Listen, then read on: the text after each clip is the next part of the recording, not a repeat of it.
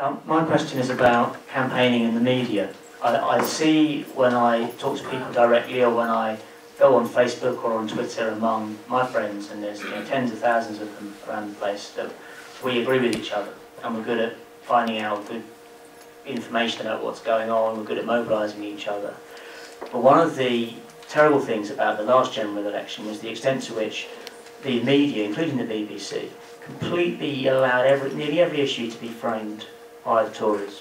And so when we're out there trying not just to get hundreds of thousands of people, not even to get millions of people, but to get tens of millions of people on our side, we've got to come up against that brick wall. And I'm asking if you've got any ideas, really. What are the tactics we can use to try and overcome the power of the billionaire-controlled media, who have successfully set the agenda for the BBC as well? Any thoughts? In terms of campaigning in the media, I actually had a fascinating conference in Norwich on the weekend, run by the Norwich Radical, and that's a good example of one of the answers to your question of how do we reframe debate, is we set up, encourage, support all kinds of different new media. And the fact is, the mainstream media is sliding away fast.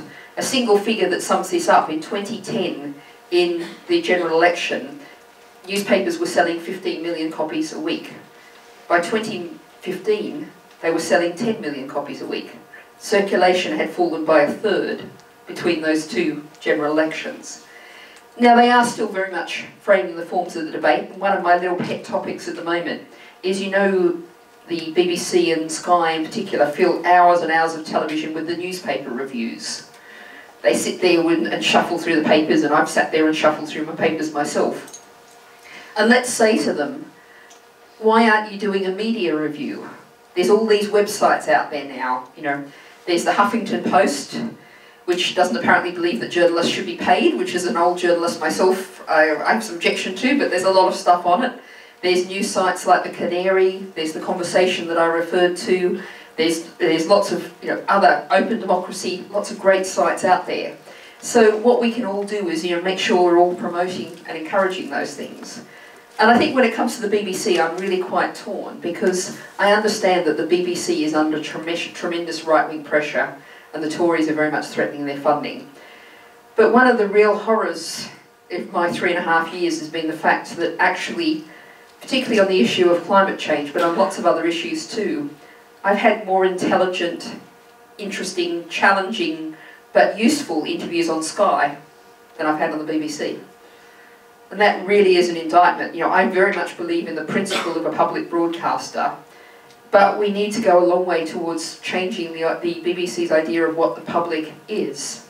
Why do we have people like Andrew Neil utterly dominating the BBC's political coverage? Why don't we have just simply a diversity of voices in there? So one of the things that's really worth saying is, talking to the BBC notices criticism.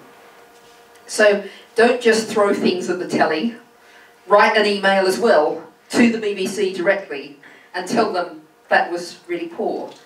The whole perception of that London media bubble is really, really skewed. People live down in London and they just don't have a sense of what things are like in so much of the rest of the country. They live in a wealthy environment.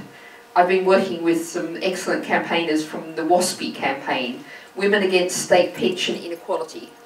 And now that campaign, I was talking to one of their campaigners, and they've been talking to their MP, and they said, we're explaining the way the pension had changed. They were £6 a week off, worse off for life. And the MP said, why are you worrying about £6? And that's the kind of world that the journalists, as well as the MPs, live in. During the election, when I was saying to journalists from the BBC and others, we believe in bringing the railways back into public hands. And they go, oh, that's a bit radical, isn't it? And I'd say, well, surveys show that a majority of Tory voters believe in renationalising the railways. A policy that a majority of Tory voters believe in, by definition, is not a radical policy. So, there is no magic answer. Just keep fighting, keep showing them the error of their ways, and also acknowledge that lots of other media is coming up fast. And everyone in this room is or can be a journalist today. It's all in your hands.